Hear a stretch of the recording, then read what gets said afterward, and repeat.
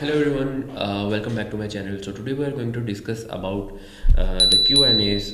मेरे पास बहुत सारे सवालात ऐसे हैं जो कि बेसिकली मेरी वीडियोस पे लोग पूछ रहे थे regarding the Fiverr new update. So let's discuss them. Let's read them and I'll respond. First of all, first question is, why is my score 6? Is it because of the useless gigs I have created that aren't getting any orders?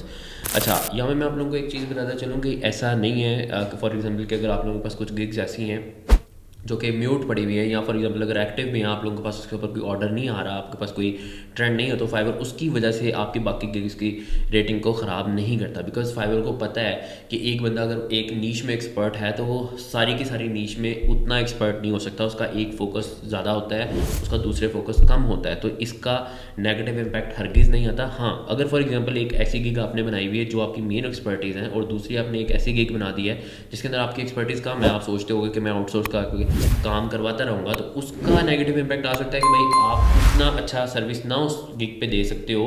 उसकी वजह से एक negative impact जो है आपके main profile पे आएगा, जिसकी वजह से आपका मेन गिग भी डिस्टर्ब होगा.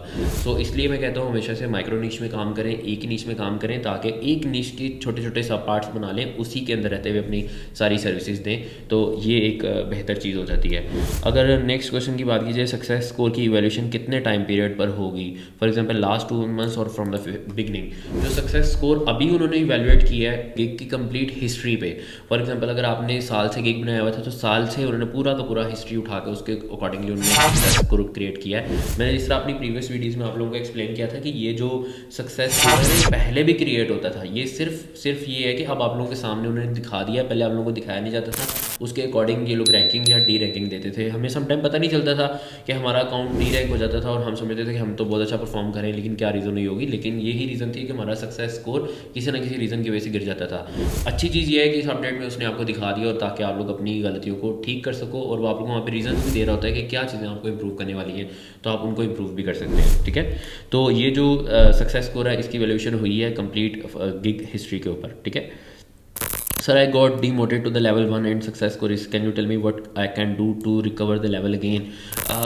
रिकवर करने के लिए सक्सेस स्कोर को, जिस तरह के मैंने आपको बताया, 4 क्वालिटी मैट्रिक्स थे, जिस मैंने प्रीवियस वीडियो में इसके ऊपर डिटेल में एक्सप्लेन भी किया है कि स्कोर आप कैसे इंक्रीज़ कर सकते हैं, एक्चुअली क्रिएट कैसे हो रहा है उसको कैसे इंक्रीज़ कर सकते हैं. उसके अंदर उन्होंने मेन जो एक्सप्लेन किए हैं वो 4 मैट्रिक्स एक्सप्लेन किया, लेकिन इसके अलावा भी अदर फैक्टर्स भी हैं जो कि पहले दिन से फाइवर उनको वैल्यूएट कर रहा है और अब भी वैल्यूएट करेगा.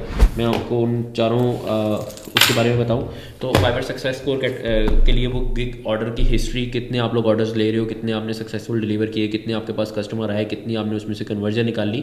एक तो ये चीज़ वो देख रहा है. कस्टमर सेटिस्फेक्शन देखता है कि आपने कस्टमर को कितने % सेटिस्फाई किया, कस्टमर आपको क्या फीडबैक देके जा रहा है. ठीक है, उसको उसकी जो आपने डिलीवर उसको किया, क्या वो वैल्यूएबल था भी या नहीं था. क्वालिटी ऑफ कम्युनिकेशन, क्या उससे आपको बात करना आसान भी लगा, क्या ऐसा तो नहीं था कि कस्टमर को आपसे आपने डिलीवर तो अच्छा कर दिया बट उसको बड़ा प्रॉब्लम आया आपसे कम्युनिकेशन करने के दरमियान, आप इजी टू डील क्लाइंट नहीं थे, आप इजी टू डील सेलर नहीं थे.